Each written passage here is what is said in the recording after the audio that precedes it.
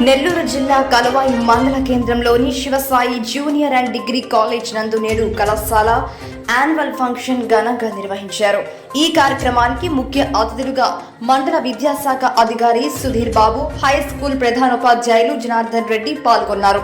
సుధీర్ బాబు మాట్లాడుతూ ఇంటర్ చదివే సమయంలోనే వారు ఏమి అవ్వాలో నిర్ణయించుకునే వయసు అని, ఈ వయసులోనే విద్యార్థులు చెడు అలవాట్లకు లోనయ్యే అవకాశం ఉందని తెలిపారు.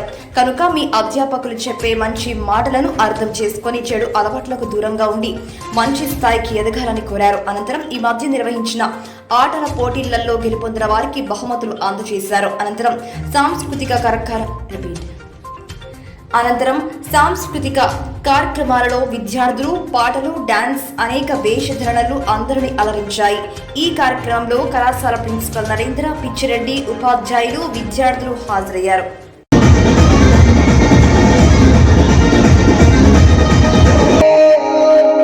చూపే చల్లే